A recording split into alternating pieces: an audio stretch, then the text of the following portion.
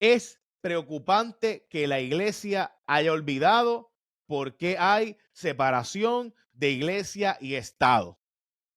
Es preocupante para mí en el comienzo de esta Semana Santa, donde los que creemos en el sacrificio del Señor Jesucristo por nuestra vida y por nuestra salvación, hayamos perdido el norte de que el Estado es 100% laico.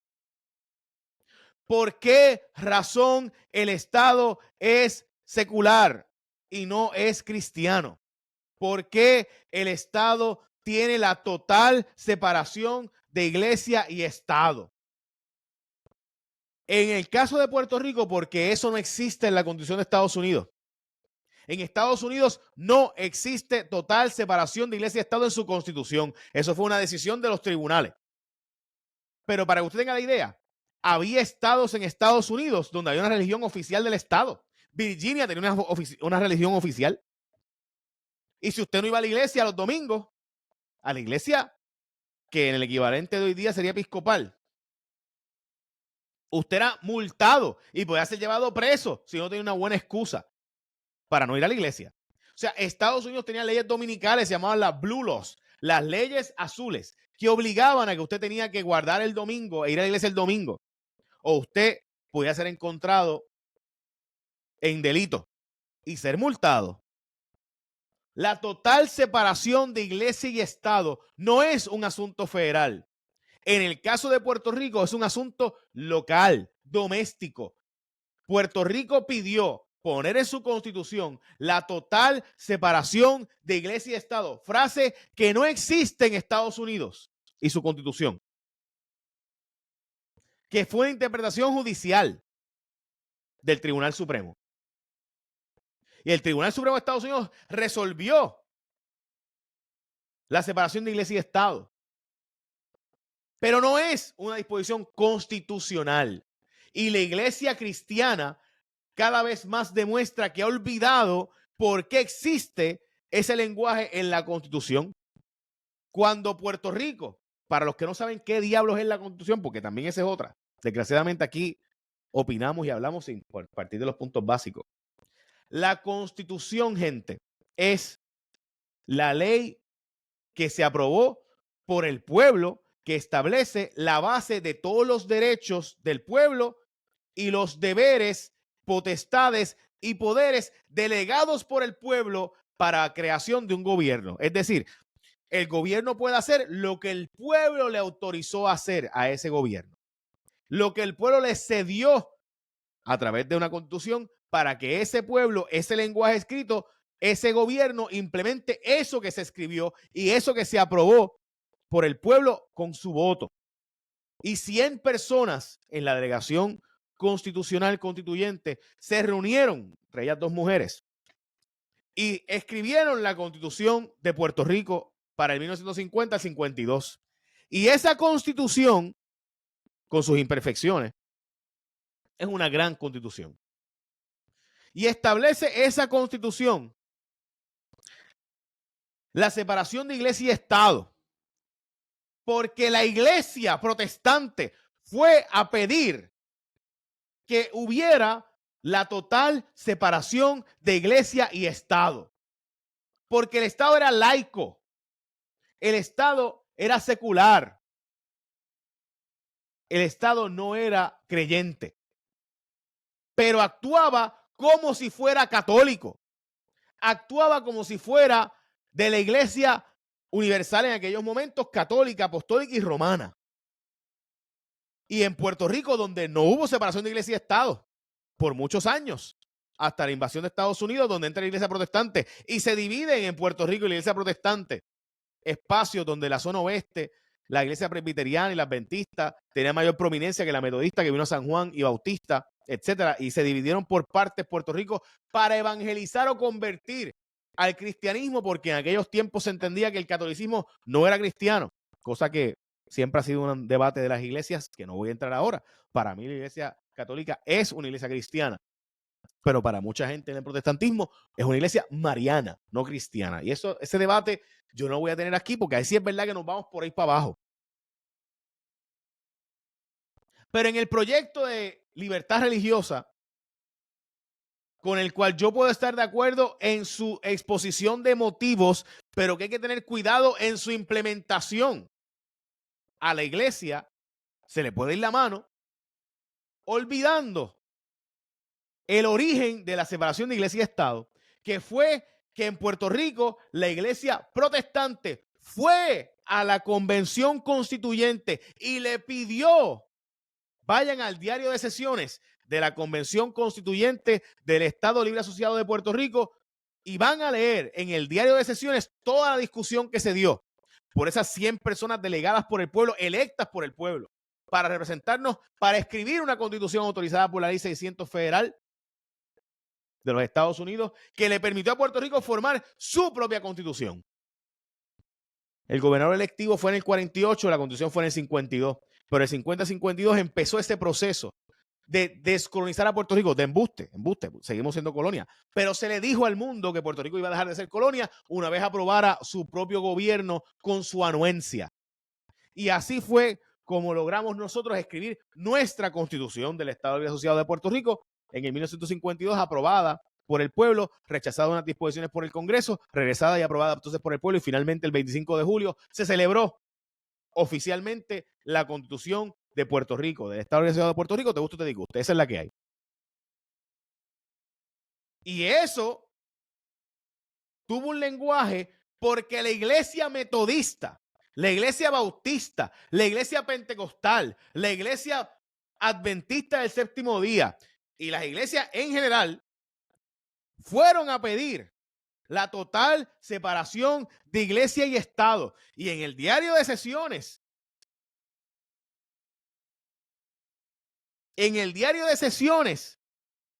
donde está cada palabra escrita que se discutió en esa convención constituyente y que es un diario de sesiones que en Puerto Rico no se lee, nadie lo lee, a pesar de que está toda nuestra historia reciente, moderna, allí plasmada, y el origen de lo que somos hoy en gran medida salió de allí, porque de allí salió en gran medida las relaciones de los Estados Unidos, la revolución industrial, el comienzo de la revolución o del cambio hacia un gobierno autónomo que le permitió, con la autonomía fiscal de él, era un montón de ventajas a Puerto Rico, permitió el aumento dramático de inversión foránea, la estabilidad de los fondos a través de las cortes federales y un montón de otras cosas que no vienen al caso, que empezaron con todo en los 40, 41 especialmente, y después de eso por los intereses de la Segunda Guerra Mundial, y posterior a eso a través de evitar la denuncia ante las Naciones Unidas de que Puerto Rico sigue siendo una colonia y por tanto pues darle su propia constitución y su propio gobierno electo por el pueblo. Cosa que ya ocurría desde 1948, como les mencioné. No es casualidad que eso haya ocurrido justo después de la independencia de Filipinas y justo después de la Segunda Guerra Mundial, la creación de las Naciones Unidas. Y esa realidad histórica, a algunos se les está olvidando. A algunos se les olvida que fue la iglesia protestante la que fue a pedir la separación de iglesia y Estado, porque la iglesia católica no cree en la separación de iglesia y Estado, porque como ustedes saben, la iglesia oficial, era la iglesia católica, era la iglesia del Estado. De hecho, había lugares en que el párroco era más poderoso que el alcalde. Había lugares donde el arzobispo o el obispo era más poderoso que los políticos del país. Y hubo momentos de obispos del país que creyeron que podían gobernar el país. Eso no viene al caso. Pero a esa magnitud llegó el poder de la iglesia, al punto de que confrontaron a Muñoz en la época en la que Luis Muñoz Marín era aquí casi endiosado. Y se atrevieron a formar un partido para retarlo. Les digo esto porque cuando tú lees el proyecto de libertad religiosa tienes un fin loable, que seres humanos que forman parte del Estado no se vean obligados a hacer algo para lo cual su fe les restringe o les reprime o les es difícil como objetor por conciencia, porque mi fe no me permite X cosa. Y yo entiendo perfectamente eso, y de hecho ya está esa exposición a nivel federal. Así que en gran medida ya en Puerto Rico, pues, es bastante académico el asunto.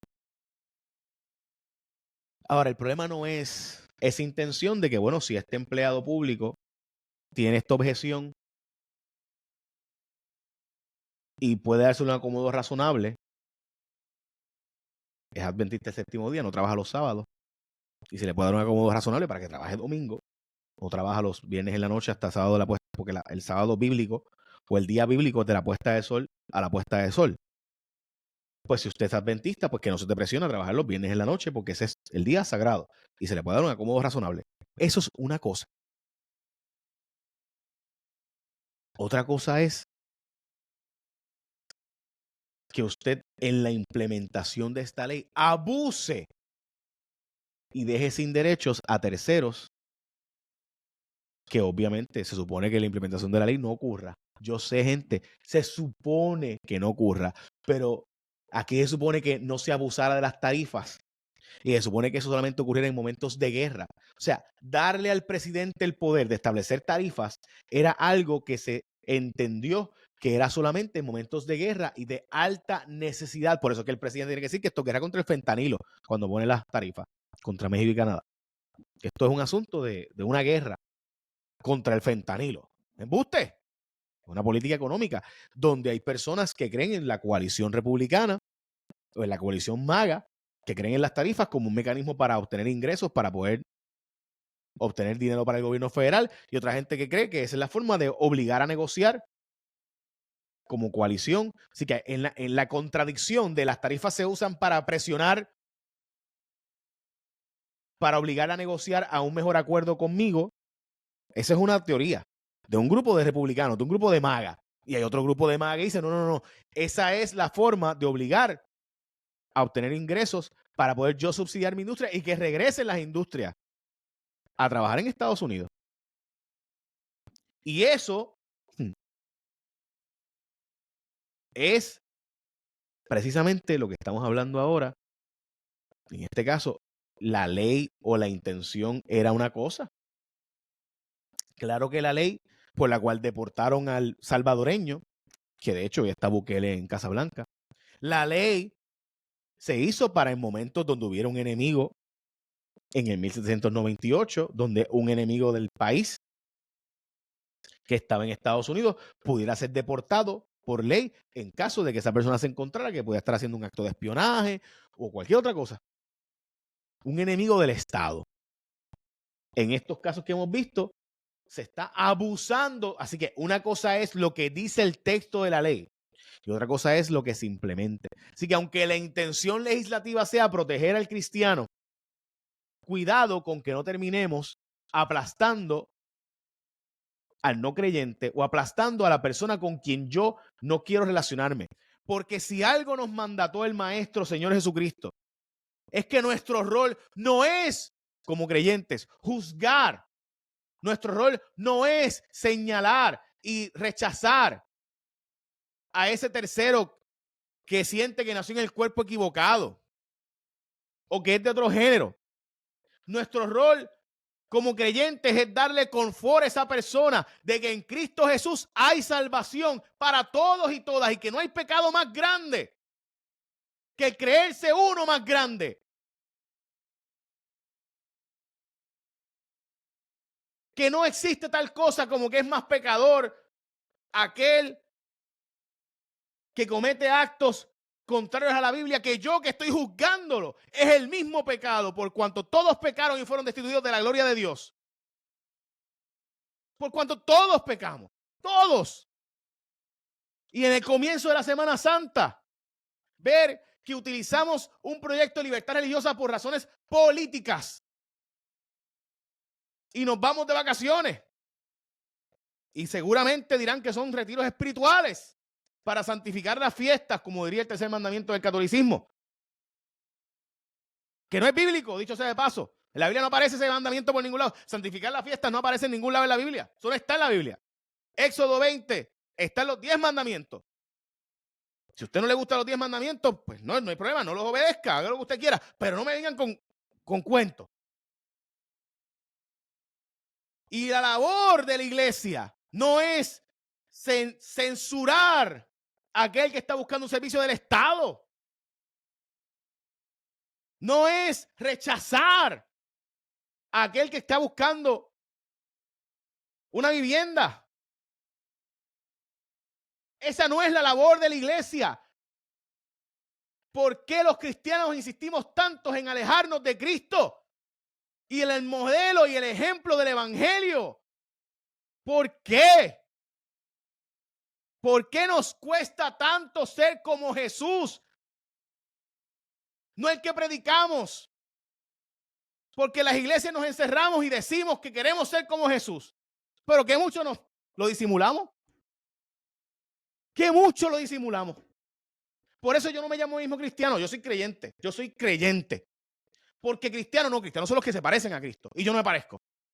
Y como soy pecador, y me gusta el pecado, pues no me llamo cristiano para que no me usen a mí como piedra de tropiezo. Ni le estoy empujando a la gente a agendas conservadoras. Hay cosas razonables. Yo favorezco el que atletas trans no jueguen en el deporte femenino. ¿Por qué? Porque pienso que es una ventaja indebida. Pero eso no implica, eso no es óbice de que yo tenga entonces rechazarle, darle servicio a una persona porque el Estado de repente no quiere darle un servicio porque es que yo soy creyente. Pero es que si algo nos dijo el evangelio es lo contrario. Si algo nos enseñó el maestro Jesús es que si te piden que lleves la capa 1 milla, llévasela 2 millas. Si te dan en una, ponle la otra mejilla. ¿Qué pasa con el evangelio nuevo? Escribieron un 5º evangelio que yo no leía en la Biblia. ¿Dónde está ese Pentateuco nuevo? Hay una Torá, hay unos doctores de la ley nuevos que desconozco. ¿Dónde están los hermanos de Pablo que decían que él era el primer pecador? Que él era, aunque era irreprensible. Él decía, yo era irreprensible cuanto la ley, pero yo soy el primer pecador. Entonces, ¿dónde está eso? ¿Qué pasó con ese evangelio? El evangelio de la misericordia, del amor. El evangelio de creer en la gente. Y que todos somos capaces de reformar nuestras vidas cuando el maestro nos toca. ¿Dónde está ese evangelio? Parecería que somos enemigos de los gays. Parecería que estamos peleando contra los gays. Y por si acaso, gente, mucha gente dice, pero es que los gays se comportan como si fueran enemigos de la iglesia. También es así. Pero alguien tiene que dar el primer paso para que nos reconciliemos como humanidad. Y no deberíamos ser nosotros los que alegamos creer en un maestro que nos salvó a nosotros primero. Los que demos ese paso de dejar de estar hostilizando contra quienes son igual de seres humanos e igual de débiles en la carne como yo o como tú. Porque el espíritu está presto, pero la carne es débil, nos dice la palabra. Pero la acomodamos a cuando me guste. Cuando el texto de la Biblia nos enseña el maestro las críticas más fuertes y más duras, los insultos más duros de toda la Biblia son de Cristo contra la iglesia, diciéndole a la iglesia, víboras, serpientes, hipócritas que le ponen cargas a la gente que ustedes no están dispuestos a cargar. Esas eran las enseñanzas del maestro. No irnos a señalar a personas que están ya señaladas y viviendo una vida de problemas serios. Misericordia quiero, no sacrificio. ¿Dónde está ese evangelio? Cuando usted le impone al Estado o cuando usted como Estado empieza a actuar dependiendo de las creencias de cada uno, abre una caja de Pandoras que la humanidad debió haber superado ya cuando decidimos que el Estado es completamente secular y la iglesia es la iglesia. Recientemente al cristianismo se le olvidó cómo llegamos a la democracia, cómo tuvimos que romper con la iglesia junto al Estado. Rompimos con eso por los abusos de la Inquisición, por los abusos de los anabaptistas, por lo que pasó, donde simplemente por tú no ser del Estado o tú no ser de mi iglesia o de mi religión, eras señalado y no podías trabajar en el gobierno, tenías que ir preso por no ir a la iglesia el domingo o por no congregarte en la iglesia que yo quería o en la iglesia que este Estado, porque el Estado, gente, tenía el gobierno federal no tenía una religión oficial, pero había estados que tenían religiones oficiales, católicos en Connecticut, episcopales en Virginia y así por el estilo. Cuidado, iglesia. Cuidado. Porque a veces ese que está fuera de la iglesia parece más a Cristo que nosotros que entramos a ella. Ojalá aprendamos esta Semana Santa en aspirar, porque yo sé que nunca lo voy a lograr, pero aspirar al menos parecernos a Jesús. Porque estoy seguro que, como dijo Mahatma Gandhi, yo sería cristiano si ellos fueran como Cristo. Yo sería cristiano si los creyentes fueran como Cristo. Qué duro. Piénsenlo. Fuimos nosotros o fueron los creyentes, los adventistas, los metodistas, los presbiterianos, los bautistas, los que fueron a pedir la total separación de iglesia y Estado. No borremos la historia, porque ahora las mayorías cambiaron. Si llegaste hasta aquí, tú eres parte de la resistencia. Ahora suscríbete. Casi 40 de cada 100 no se suscriben y piensan que están suscritos. Dale subscribe al canal y la campanita. Nos ayudas un montón cuando te suscribes porque hace que el algoritmo empiece a enviarle a otras personas como tú. Suscríbete aquí en mi canal de YouTube, Jay Fonseca PR.